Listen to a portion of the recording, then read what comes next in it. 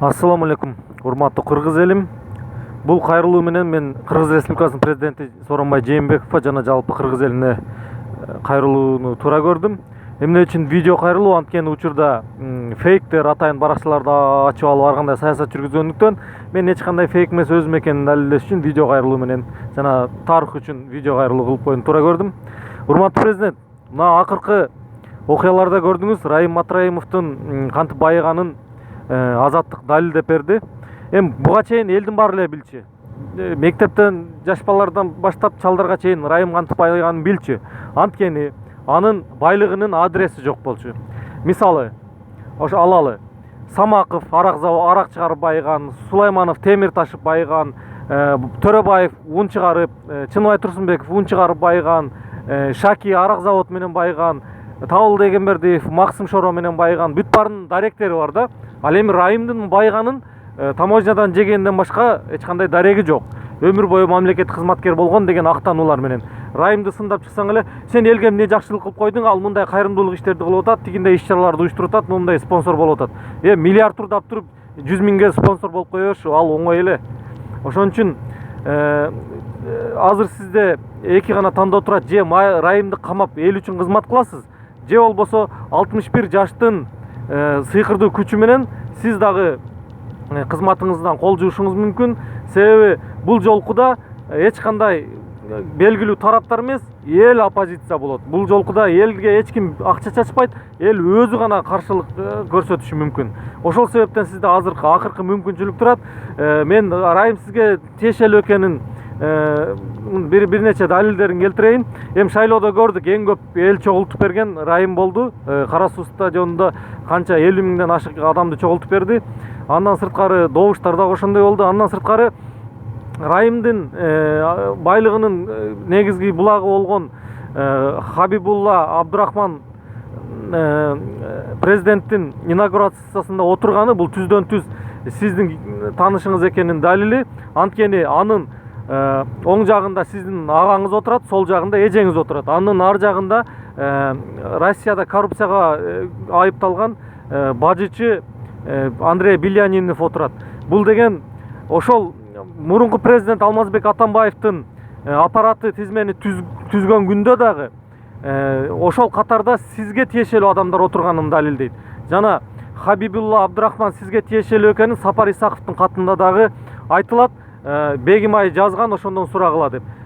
Сооронбай Жээнбеков суранып, мен Хабибулла Абдурахмановду кабыл алгам деп. Андан сырткары Азаттыктын кабарчысы Токтосун Шамбетовго Атамбаев өзүнүн үйүндө Койташта берген маегинде мени Хабибулла менен Сооронбай тааныштырган дегени дагы туура. Андан сырткары интернетте издеп көрсөңүздөр болот. Бекназаров Атамбаев деп издесеңер, 2010 жылы Атамбаев менен Бекназаровдун ортосундагы аудио жазуу интернетке жарыяланып кеткен. Анда Бекназаров айтып атат: сен 400 миң доллар алып алып, башка кишини коюп койдуң, кулматыңды камайм азыр деп Соке өзүнүн кишисин койбой койгонуңа биякта ыйлап отурат деген жазуусу бар. Бул деген Райым Матраимов менен Атамбаевдин каршылыгы ошондо башталган. Себеби Райымдын акчасын алып туруп Атамбаев башка кишини коюп койгонунун далили. Ошондон баштап экөө душмандашып баштаган. Бирок улам Сооронбай Жээнбековдун Атамбаевга кагуусундай таарынычы талабынан улам кийинчерээк Райым Матраимов ошол кызматка коюлуп, жалпы түштүк бажысы берилип, Атамбаев өзү дагы бул ишке тиешелүү болгон. Мен азыр Атамбаевди да көп айтып атат, Азаттык Атамбаевдин колдоосу менен азыркы бийликти жамандап атат деп. Атамбаевга азыр баары бир, ал түрмөдө жатат. Ага ата мекендик согушка сен күнөөлүүсүң деле баары бир, ал түрмөдө азыр кандай гана айып болбосун ал мойнуна алат. Себеби ал Тирят Нечева деген адам да. Атамбаевдин эмне күнөөлөр экенин баарыбыз билебиз. Эң биринчи кылмышкер ушул Атамбаев. Тиги СССРден калган Кыргыз жазуучулар союзунун тиешесин Атамбаев жеп койгонун да билебиз. Дача суу, Ош окуялары бүт бардыгына Атамбаев күнөөлүү экен. Биз Атамбаевди эч качан актабайбыз, карапайым эл. Атамбаев да күнөөлүү, Райым да күнөөлүү, бүт коррупционерлердин бардыгы күнөөлүү. Биз азыр президенттен талабыбыз ушул өзүңүздүн тарапташыңыз, жемөөрчүңүз болгон Райымды камашыңызды талап кылабыз. Эгер камабасаңыз, анда сиз дагы соучастник катары бааланышыңыз мүмкүн. Эгер жогорку кеңеште эрк болсо, эч кандай чимкириктер болбосо, ар ким өзүнүн башы менен жашаган болсо, анда импичмент жарыялаганга эрктери жетиши керек деп ойлойм. А эгер Сооронбай Жээнбеков сизде эл үчүн кызмат кылам, тарыхый адам болуу ниетим бар деген ой бар болсо, анда сиз деген Райымды камап, элге пайдалуу кадамдарды таштай башташыңыз керек. Алар кайсылар? Могу шайлоону ачык өткөрүп, олигархтардын партияларын колдобой, карапайым элдерди парламентке алып келишиңиз керек. Андан сырткары жалпы күч структураларын алмашып, мамиле өкмөттү алмаштырып, жалаң азыркы парламенттин мүчөлөрүнөн эмес, партиялардын мүчөлөрүнөн эмес, сырттан буга чейин элге кызмат кылган кадамдары бар, коомчулуктун пикири макул болунган адамдарды кызматтарга алып келишиңиз керек. Эгер буларды кылбасаңыз, мен мындан 5-6 жыл мурун Атамбаев кызматтан кетеринде 60 мыйзамдуу түрдө срогу бүтүп кетерин 61 жаш болорун түшүнгөндө эсептеп чыкканмын биринчилерден болуп. Акаев 61 жашында кеткен, Бакиев 61 жашында, Отунбаев 61 жашында, Атамбаев 61 жашында. Эсептеп көрсөм, Сооронбай Жээнбековдун мөөнөтү 61ден ашып кетет экен. Бул кайсы шылтоо менен 61 жашында кетет экен? Мунун арты таза, эч кандай мурда кылмыштарга шектелген эмес, эч кандай мындай Атамбаевка окшогон арты булганган саясатчы эмес. Кайсы шылтоо менен кетет экен деп таң калып жүрсөм, арадан эле ушундай Райым чыгып калды. Эгер сиз мында чечкиндүү чараларга барбасаңыз, сиз дагы ошо 61 жашыңызда кызматыңыздан кетишиңиз мүмкүн. Андыктан ойлонуңуз деген кеңешти берет элем да. Эми азыр могу видеону көргөн адамдар угушу мүмкүн, бул кайсы өзүн чоң ата сезген, кайсы акылдуу, өзүн эмнеге патриот сезип атат депчи. Мен айтам, мен патриотмун, кыргыздардын эң патриотторунун бирімін. Кыргызстан тарыхында Кыргызстан жөнүндө эң көп ыр жазган автормун. Атам президент Жээнбековго жаккан кел кыргызым кыргызча сүйлөшөлү деген ырдын автору да менмин. Сойку сатып алгандай алса болот сотторду деген сыяктуу Алмаз Шадаев ырдаган Жаркырасын Кыргызстан деген ырдын авторумун. Мен акыл айтканга, кыргыз элин патриоттукка үндөгөнгө акым бар деп эсептейм. Ошол себептен ушул кайрылууну жазып атам. Андан кийинки маселе Райымдын Ошто кандай хан болгон жөнүндө кыскача үзүндүлөрдү айтып кетейин, өзүңөр элестетип алгыла. Райым мас болгондо кол алдындагыларынын баарын үйүнө чакыртып, эшикке тизип койчу. Үйүнө кирип жатып алат. Анан түнкү саат 3-4 чыгып, үн чыкпай эле колун шилтеп коет, же аялы кете бергиле деп айтып коет. Ошондо жанагы байкуш кол алдындагылардын баардыгы тарап кетет. Болбосо уйкудан калып ошол жерде турат. Болбосо кызматынан кетет же бирди көрөт. Райым тойго барчу болсо, ресторандын баардыгын ошо кол алдындагы кишилер тегеректеп турат да.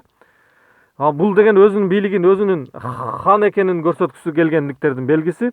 Андан сырткары Райым бир майрам уюштурса, сулуу ырчы кыздар, бичи кыздардын баардыгы барат. Акчаны жанагы шейхтер чачкандай, мондай 1000 сомдук, 5000 сомдук, $100 асманга чачып ойноткондорун ырчылар өздөрү айтып жүрөт. Ошол акчаны чачып атканда жанында отурган чоңдор айтып жүрүшөт. Райымдын тоюна бир эле барып келгенде бир машина алып койгон ырчыларды мен чекеден билем.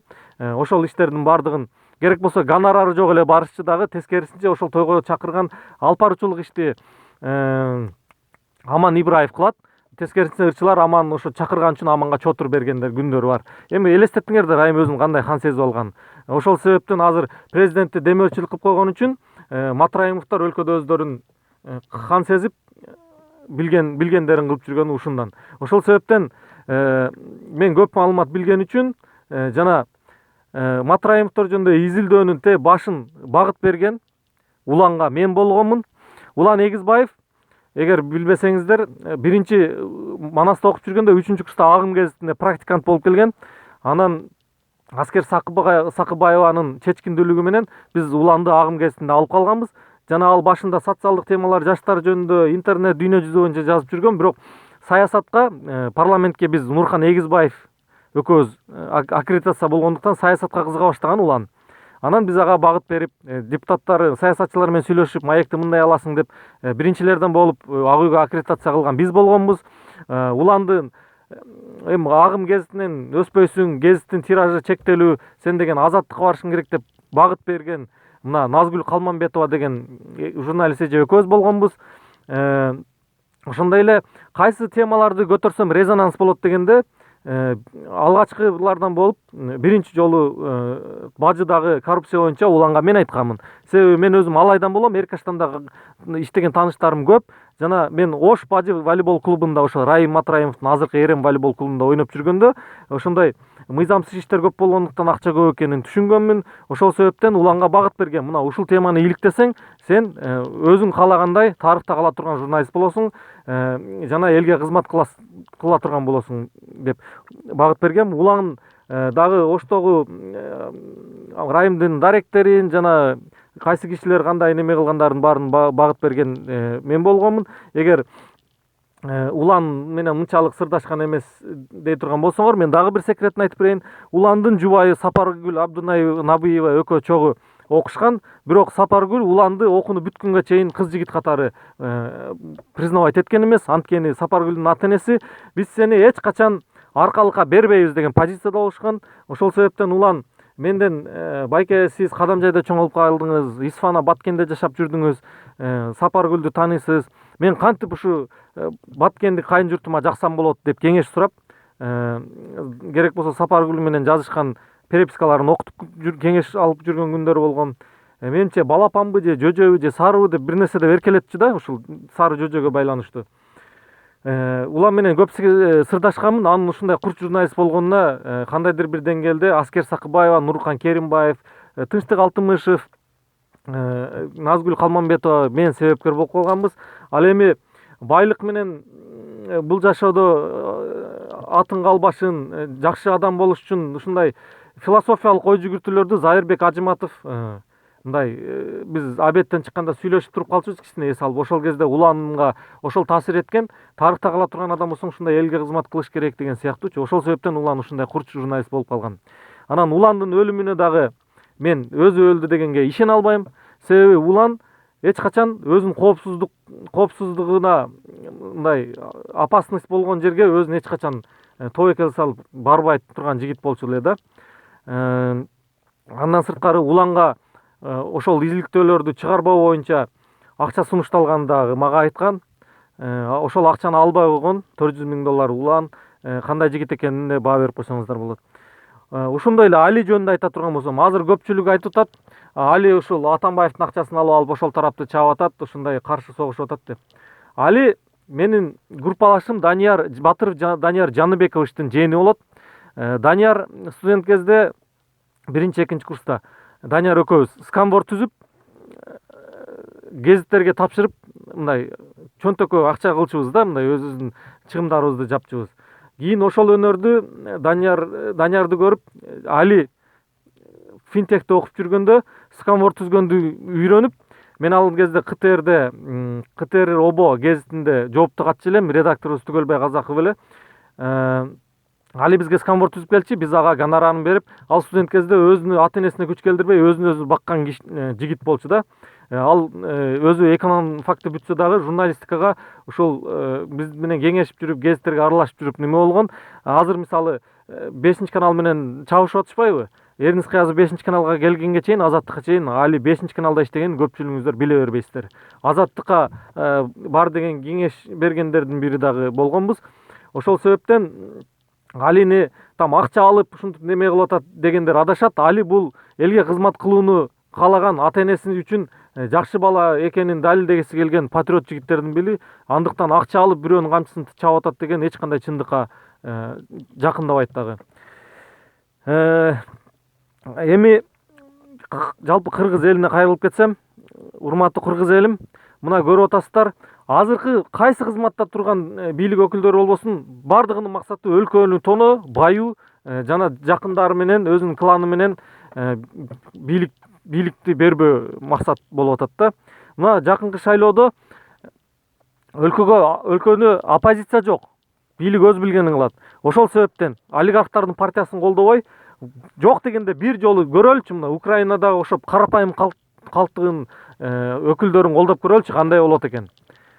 Эч кандай акчага сатылбагыла, анан жердешим эле биздин бала пайдасы тиет, тигиндей мындай деген жердешиликке бөлүнбөгүлө, мындай пендечилик кылбагыла деген бир өтүнүчүм бар эле да. Бул оштук эле деп мисалы көпчүлүктөр Райымды колдоп атасыңар, президентти колдоп атасыңар. Мен ачык айтып кетейин, мына коррупционер чиновниктерди иликтеп аткан Ыдырыс Исаков оштон болот. Ошол президенттин жердеши болгон Али Токтокунов Каракулжадан болот. Булардын Жанар Акаев деле оштон болот. Сындап эле атышпайбы? Эч кандай жердешчиликке такабай эле. Мен деле оштон болом, мен деле Райымды сындап атам, мен деле президентти сындап атам. Андай жердешчилик менен биз өлбөйбүз, туугандар. Анан могу жугунду ичип алып, шайтанга адвокат болгон урматтуу активисттер, журналисттер, кичине уялсаңар боло. Уялсаңар боло. Кантип жеп атасыңар, кантип тамагыңардан өтүп атат. Көрүнүп турат далилденип. Мисалы боюнда бар адамдын, боюнда бар аялдын кантип боюнда болгонун элдин баары билет. Элдин баары билет. Бирок айтыш уят да. Ошондой эле Райым кантип байыганын элдин баары билет. Бирок далил жок да айта албайсың. Коркушат көбү. Себеби бардыгы мындай кара күчтөр, спортсмендерди колуна алып алган спорт клубтары бар. Коркуп эле унчукпай жүрөсүңөр да, кошоматтанып дагы атака коюп койгондо кантесиңер ушундай ачыкта айткан адамдаргачы. Уялсаңар боло, уялсаңар. Хотя бы уялып унчукпай калбайсыңарбы? Ширин Айтматова коррупционерлерди алып чыгып атат далил депчи. Ширин Айтматовага эмне жетпейт? Депутат болуп көрдү мисалы бийлик үчүн деп атсаңар.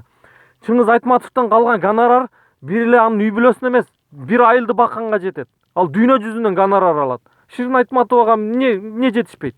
Ал ошол коррупционерлердин жүзүн ачайын деп парламентте аралашып көрүп, ошол жерден коррупционерлер кандай бети жок экенин ичинен көрүп, ушундай кадамдарга барып атат мисалы. Мен мисалы актабайм.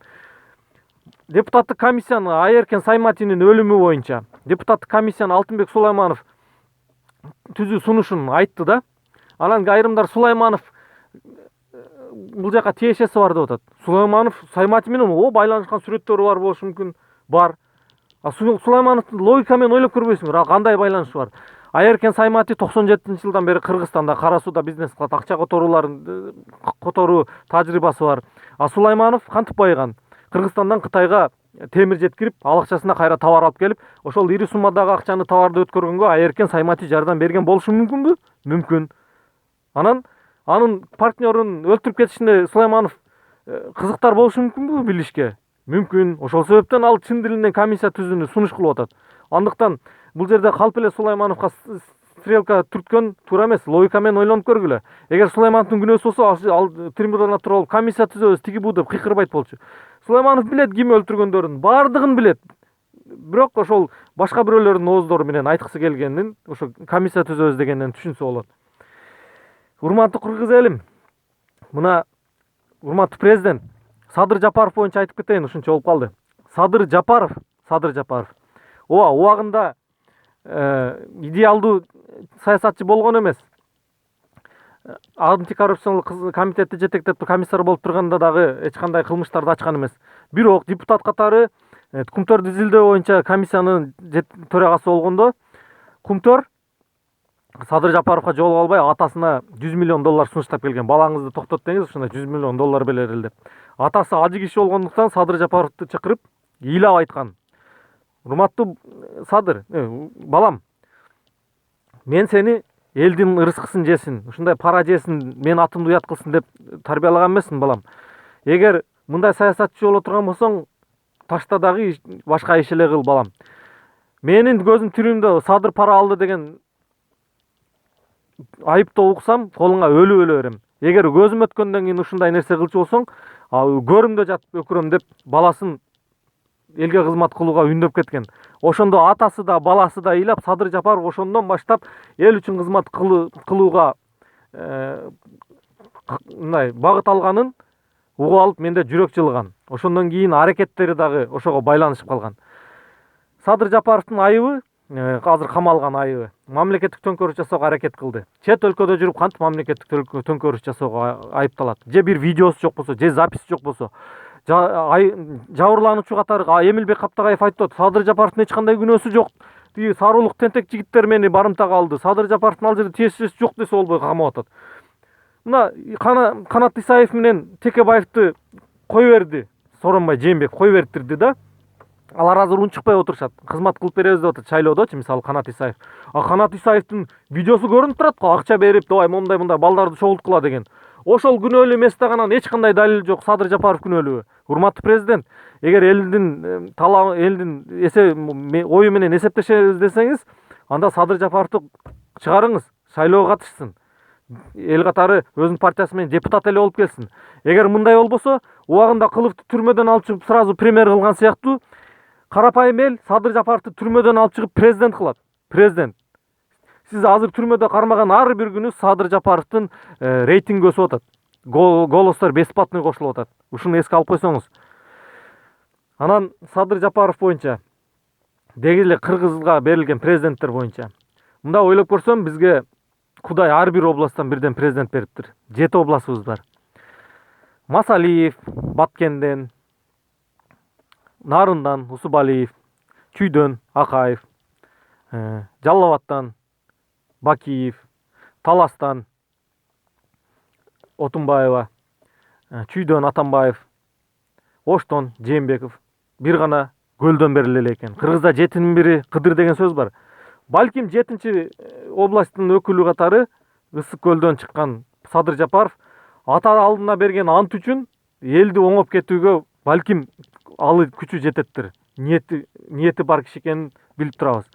Ошол себептен кыргыз элим балким эгер Садыр Жапаров эркиндикке чыгып шайлоо иштерине аралашып калчу болсо, ошону колдоп